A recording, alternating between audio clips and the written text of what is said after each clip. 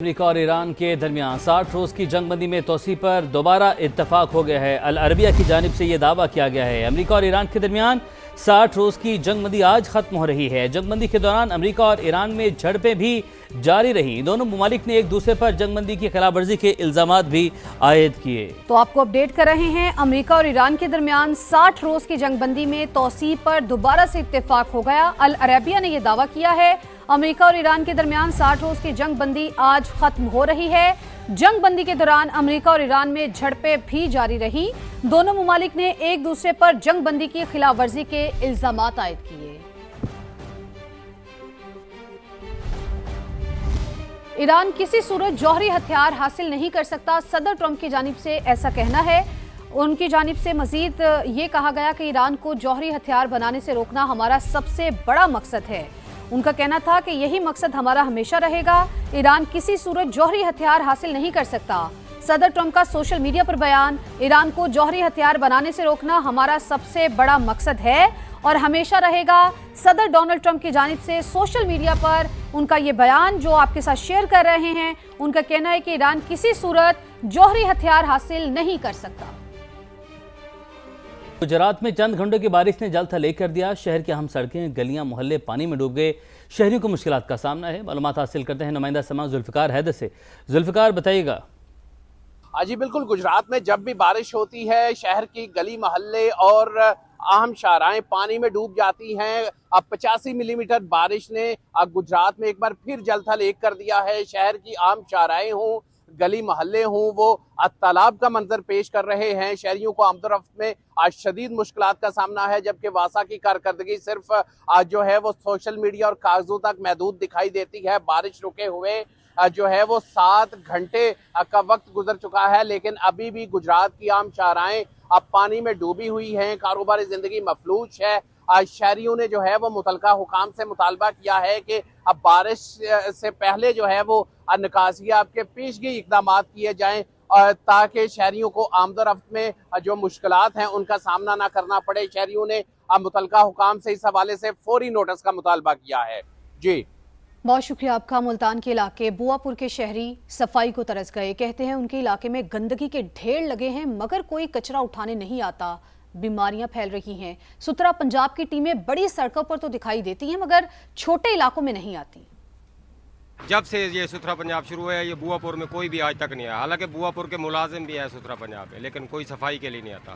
یہ دیکھ لیں، آپ کے سامنے یہ حالات دیکھ لیں۔ ہمیں پتہ ہے جیسے ہم لوگ گزارا کر رہے ہیں، آئے دن بیماریوں میں گھرے ہوئے ہیں۔ میں نے آج تک یہاں پہ کوئی ایسا بندہ نہیں دیکھا پنجاب کی طرف سے، یہ ستھرا پنجاب کے نام پہ جو ٹیمیں بنی ہوئی ہیں، یہاں سے کوئی بندہ گزرا ہو یا کسی نے صفائی کی ہو یا کوئی گاڑی آئی ہو، کوئی ایسا بندہ 4 ماہ کے اندر مجھے نظر نہیں آیا۔ یہاں صفائی کرنے کوئی نہیں آتا، گندگی بہت ہے، بچے ہمارے بیمار ہوتے ہیں، ہمیں بہت پریشانی ہوتی ہے۔ ستھرا پنجاب جو انہوں نے ٹیم چلائی ہے وہ میرے خیال ہے مین روڈوں پر نظر آ رہی ہوگی ہمیں، جو مین روڈ یہاں کے سرکٹ ہاؤس کے جا رہے ہیں، یہ جو وزراء کے روڈ جا رہے ہیں، مین کینٹ کے روڈ جو بنے ہوئے ہیں سارے وہ جا رہے ہیں، یہاں تو کوئی بھی نہیں آ رہا۔ مریم نواز وزیر اعلیٰ پنجاب سے مطالبہ ہے کہ جلد سے جلد اس روڈ میں ستھرا پنجاب کی ٹیمیں لائی جائیں اور اس روڈ کو جلد سے جلد بحال کیا جائے۔ دیگر خبروں میں آپ کو بتاتے ہیں، آزاد کشمیر کے انتخابات میں کامیاب ہونے والے عوامی دست و بازو پارٹی کے ساجد اقبال پاکستان مسلم لیگ نون میں شامل ہو گئے۔ وزیراعظم کے مشیر رانا ثناء اللہ کے ساتھ پریس کانفرنس میں شمولیت کا اعلان کیا۔ رانا ثناء اللہ کہتے ہیں الیکشن کے 3 مراحل ہو چکے، نون لیگ اکثریت کے ساتھ حکومت بنائے گی۔ کشمیر میں الیکشن کے جو 3 فیزز سے وہ مکمل ہو چکے ہیں۔ P M L N Azad Kashmir اپنی اکثریت سے جو ہے وہ فالو کرتے ہوئے ان کی توضیح کرتا ہے، تشریح کرتا ہے اور اس کے بعد ان کو جسٹیفائی کرتا ہے اور ان کے لیے ایک راستہ نکالتا ہے ریگولیشن کے ذریعے۔ تو میں یہ سمجھتا ہوں کہ اگر قوم اس بات پر متفق ہو جاتی ہے یا فیصلہ ساز پالیسی میکرز اس بات پر متفق ہو جاتے ہیں کہ نئے صوبوں کی پاکستان کو ضرورت ہے، ذاتی طور پر میں سمجھتا ہوں بالکل ہے۔ میں اس رائے سے اتفاق کرتا ہوں کہ نئے صوبے بننے چاہیے اور نئے صوبوں کے ساتھ ساتھ جو ڈیولوشن کا، لوکل گورنمنٹ کا طریقہ کار ہے اس پر بھی یقیناً جو ہے وہ بات ہونی چاہیے، بلکہ عمل درآمد ہونا چاہیے۔ لیکن جہاں تک کانسٹیٹیوشنل پیراڈائم میں اس ایشو کو دیکھنے کی ضرورت ہے تو اس حوالے سے میرا ذاتی خیال یہ ہے کہ یقیناً نئے صوبوں کی ضرورت پاکستان کو ہے۔ मौजूदा जो प्रोविंशियल सेटअप है और इस सेटअप के तहत जो गवर्नेंस स्ट्रक्चर है उसमें खासी इस्लाहात की ज़रूरत है।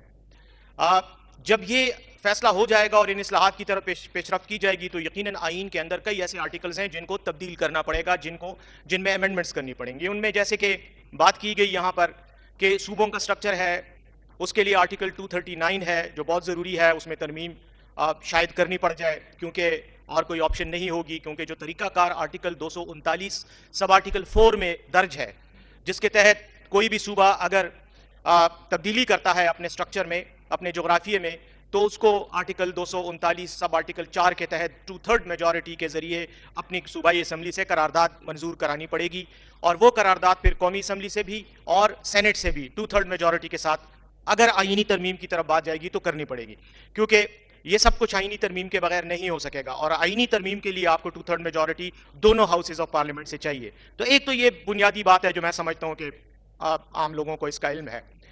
जहां तक ताल्लुक है इस पूरे सिस्टम का, ये सिर्फ सूबों की तादाद को बढ़ाने या कम करने से ये मसले हल नहीं होंगे, क्योंकि हमारा बुनियादी जो प्रॉब्लम है वो गवर्नेंस का इशू है। हमारा जो गवर्नेंस का सिस्टम है वो डिफेक्टिव हो चुका है, वो उस तरह से डिलीवर नहीं कर रहा और उसके नतीजे में जो हमारी डेमोक्रेसी है, जो हमारा डेमोक्रेटिक सिस्टम है, ये परफॉर्मेटिव डेमोक्रेसी नहीं रहा।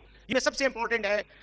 लोकल गवर्नमेंट के निज़ाम को अगर आप स्ट्रेंथन करेंगे तो यकीनन सूबों को आपको चेंज करना पड़ेगा। उसका मैं ज़ाती तौर पर अपना तजुर्बा आपके सामने रखता हूं कि मैं 2 मरतबा खैबर पुख्तनख्वा की सूबाई हुकूमत का हिस्सा रहा हूं और ये मैंने खुद ऑब्जर्व किया है कि सूबाई हुकूमत कभी भी नहीं चाहती कि वो पावर्स को डिवॉल्व करके लोकल गवर्नमेंट को एम्पावर करे। हमेशा हुकूमत की तरफ से, सूबाई हुकूमत की तरफ से एक रेजिस्टेंस होती है, रिलक्टेंस रही है और मैं उसका खुद शाहिद हूं। फंड्स देने के मामले में, इख्तियारात देने के मामले में, कानून साजी के मामले में। इस कॉन्टेक्स्ट में मेरी जाती राय यह है कि अगर हम इस अप्रोच के साथ जाएं तो यकीनन हमें ज़रूरत है, हमें नई सूबों की भी ज़रूरत है और हमें बहुत कॉम्प्रिहेंसिव लेवल पर रिफॉर्म्स करने की ज़रूरत है, जो कि जिसके लिए हमें नेशनल कंसेंसस चाहिए। और वो नेशनल कंसेंसस सूबों पर डेवलप करने के लिए मेरी राय यह है कि हमें एक नेशनल कमीशन बनाना चाहिए जो बेशक पार्लियामेंट बनाए, सियासी पार्टियों की राय से बनाया जाए, जिसको ये मैंडेट दिया जाए कि वो सूबों के इस इशू पर डिबेट करके, डिस्कस करके, तमाम स्टेक होल्डर से राय लेके उसको बनाए। सेकंड राउंड में आपके पास दोबारा आता हूं, एंटर होंगे। मुस्तफ़ा कमाल साहब हमारे साथ मौजूद हैं। आपसे मैं सिर्फ ये जानना चाह रहा था कि हम जो अगर मजीद एडमिनिस्ट्रेटिव यूनिट बनाना चाहते हैं तो क्या मौजूदा जो सिस्टम है, जैसे कि अभी बैरिस्टर साहब ने कहा, तो क्या आप इनकी तजावीज़ से इत्तफाक करते हैं? मैं ये समझता हूँ कि ये जो हमारे यहाँ डिविजिबल पूल है ना, 57.5% जो हम बांटते हैं, 8,884 अरब रुपए हमने इस साल दिए, 8,884 अरब रुपए। ये 8,884 अरब रुपए 4 इंडिविजुअल्स को गए, जिसको आप वज़ीर आला कहते हैं, जिनको आप वज़ीर आला कहते हैं ना। अब ये जो 4 इंडिविजुअल्स के पास ये 8,884 अरब रुपए पहले दिन वफाक ने दे दिए, वहां से उसके नीचे जाने का कोई मैकेनिज्म नहीं है। मुझे लगता यह है कि शायद अगर आज जो कुव्वतें या जो लोग, जो अथॉरिटीज इस सूबे के नई एडमिनिस्ट्रेटिव यूनिट्स की मुखालफत में बात करती हैं, अगर उनको ये कहा जाए कि भाई आपका पैसा जो आपको मिल रहा है ये आपको उतना ही मिलेगा, मुझे लगता है कि उनको एतराज, उनको पता है कि जब ये डिवॉल्व होगा, तो ये हमारे पास से ये पैसा भी बटेगा, उन जगहों पे जाएगा। मेन इशू जब भी हम concentration of power and authority करते हैं कि उसका जो फिर पैसा, उसका जो फंड है वो मेरे पास रहे। देखिए, जो डिस्ट्रिक्ट अपने सूबाई दारुल खिलाफा से जितनी दूर है वो उतना ज्यादा पसमानदा है। कि मुझे जो आज जो सबसे बड़ा फियर है जो मैं नजर आता है कि ये जो सिम्टम्स मैं जिक्र कर रहा हूं, इसका जो एंड है ना, आप ग्राउंड पे आपसे लोग नाराज हो रहे हैं। अच्छा, वो नाराज मजे की बात है, किससे हो रहे हैं? वो किसी हुकूमत से नाराज नहीं हो रहे, वो एक डिसइनफ्रेंचाइज लोगों का एक इतना बड़ा सोसाइटी में एक हल्का अहबाब बनता चला जा रहा है कि वो रियासत से नाराज हो रहे हैं। आपके पास एडमिनिस्ट्रेटिव यूनिट होने चाहिए, क्योंकि जब आप वजूद में आए थे 1951 की सेंसस कह रही कि आप 3,70,00,000 थे, तो भी आप 4 सूबे थे। आज जो है वो एक 7 गुना आबादी बढ़ गई है, आप 26 करोड़ हो गए, जब भी आप 4 ही हैं। और मैं समझता हूं कि एडमिनिस्ट्रेटिव, जब आप ये 8,400 अरब रुपए को, 8,440 अरब रुपए को जब आप 4 जगहों के बजाय आप अगर उसको वोटेवर 22 में करें, 12 में करें, 32 में करें, तो आप एक ऐसा स्टेक क्रिएट करेंगे کہ جس سے ان کے پاس, ان لوگوں کے پاس اپنے ایڈمنسٹریٹرز کو چینج کرنے کی, بدلنے کی پاور آ جائے گی. آج کا جو میرا نظام ہے اس میں اگر کوئی ڈیلیور نہیں کر رہا اور اس سے لوگ ناراض ہو گئے, اس کو وہ چینج نہیں کر سکتے. میں اپنی بات یہاں کمپلیٹ کرتا ہوں. بہت شکریہ.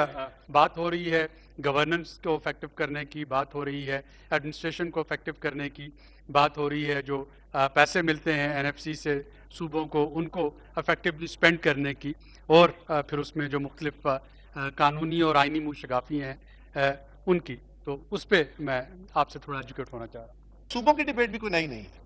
چھوٹے یونٹ ہونے چاہیے, ملٹیپل یونٹ بنا دینے چاہیے, اس سے مسئلہ حل ہو جائے گا.